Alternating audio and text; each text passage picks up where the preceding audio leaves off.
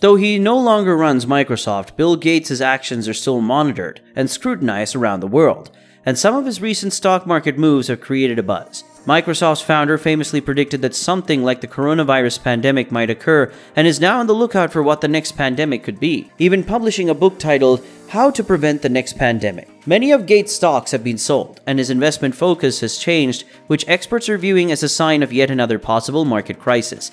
It is believed that if Gates thinks certain sectors are becoming riskier, they most likely are. Hello and welcome back to the Finance Guardian channel. This video will explain why Bill Gates sold his stocks and the reasons, which are terrifying. Ready? Hit that subscribe button and the bell beside it and let's get started. Bill Gates has been selling his stocks in preparation for one of the worst economic disasters in history. Gates is renowned for being a CEO, but is even better at capital growth. His fund manager, Michael Larson, helped him make $50 billion over the past 2 decades. Not only did Gates and Larson make billions during bull runs, but they also successfully prepared for the dot-com bubble and the economic recession of 2008. His investment strategies allowed him to consistently beat the S&P 500 and grow his wealth to new heights. Gates and Larson are now preparing for what could turn out to be one of the worst recessions. As we all know, the economy is currently in a tough position. It is characterized by accelerating inflation, low consumer sentiment, the Russian-Ukraine war, low consumer savings rates, and high debt levels. $1 trillion were pumped into the economy in 2021, but in 2022 it is the exact opposite. Gates is particularly concerned about the artificial trap the Fed has created for itself, given that the government is withdrawing trillions of dollars from the economy. At this moment, the economy is being threatened by a double-edged sword. One edge is accelerating inflation, and the other is massive governmental debt. There are now 2 options for the government: destroy the US dollar or crash the economy, which could pop the debt bubble. Despite the risk of an unprecedented collapse, the Fed has chosen the second choice of slowing the economy. On a different note, if I were to ask you to name the wealthiest person in the world, who would you name first? Would you say Elon Musk, Jeff Bezos, or Mark Zuckerberg, with an estimated net worth of $43 billion? Since Meta's stock plummeted dramatically, he hasn't been having his best days lately. Regardless of who comes to mind first, if you look at what percentage these people own in the companies they have founded and their capitalization, you can easily calculate their net worth. There's just one problem with that wealth. It's only on paper, so you can't convert it instantly into hard cash, even though theoretically it is possible. It's a lot harder than you imagine, since investors would lose confidence in the company when they realize the founder was selling off massively. Bill Gates' wealth is more tangible than other tech billionaires, which means he can turn his $114 billion fortune into cash much faster than other billionaires like Jeff Bezos, Elon Musk, or Mark Zuckerberg. Gates' net worth is not solely attributed to Microsoft, as most people believe. Yes, he did make his fortune with Microsoft, but he quickly diversified his portfolio. Gates is said to own about $28.6 billion of Microsoft stock, a bit over 1% of the company, and 1.37% of his current portfolio. One of his biggest and best holdings is Berkshire Hathaway, where he owns 54 million shares worth around $11.2 billion. As a holding company, Berkshire Hathaway invests in numerous companies such as Apple, Bank of America, IBM, General Motors, and Goldman Sachs.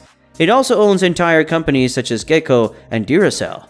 Also, Gates owns 18.6 million Waste Management Inc. shares, valued at approximately $2 billion. But recently, it has been reported that Bill Gates has sold roughly $940 million of Canadian National Railway Company stock, reducing one of the largest holdings of the investment firm that controls his entire personal fortune. His entire stake in Grupo Televisa, a Mexican multimedia mass media company, was also sold. The billionaire also got rid of Alphabet entirely in the first quarter of 2022, despite strong growth in Google search and cloud businesses. YouTube advertising revenue has missed consensus estimates for the past 3 quarters. Headwinds are expected to continue into the next one. The stock price fell by more than 20% during the pandemic, reaching $2,978 per share in November 2021. It seems Gates sold his shares at just the right time. Before Microsoft became public, Gates owned about 50% of the company. If he hadn't sold his stocks back then, his net worth today would be around $1 trillion or $1.5 trillion when Microsoft's valuation was $3 trillion at the peak of the pandemic. However, he sold his Microsoft shares to invest in more stable assets like land, railways, and real estate. Who could have predicted such success for Microsoft? As you may be aware, he has not been the only one selling his stocks recently. The pandemic was one of the greatest periods for tech stocks ever, Bill Gates predicted the pandemic 5 years before it occurred by stating in an interview with Vox that a global pandemic is humanity's greatest threat. Therefore, he has successfully predicted how governments will respond under such circumstances and prepared himself to make the most of the situation. WhaleWisdom.com reported that in the first quarter of 2021, investors sold almost 3 times as many shares as they bought.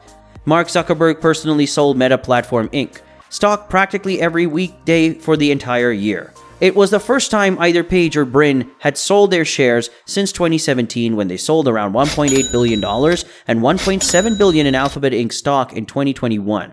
Jeff Bezos, now the 4th richest person in the world, sold over $9 billion worth of Amazon stock, while Elon Musk, currently the world's richest person, sold around $12.7 billion worth of Tesla stock. He even asked on Twitter if he should diversify his portfolio. Bloomberg's Billionaires Index reports that billionaires have sold $42.9 billion in stock this year, more than doubling their $20.2 billion total from 2020. The number of factors influencing the market can be hard to track, so timing the market is almost impossible. So who could have predicted that the S&P 500 would plummet by over 300% the moment the pandemic hit the US? Nevertheless, the last 2 years have been so unique that tech billionaires could not simply keep watching their stocks rise without cashing out.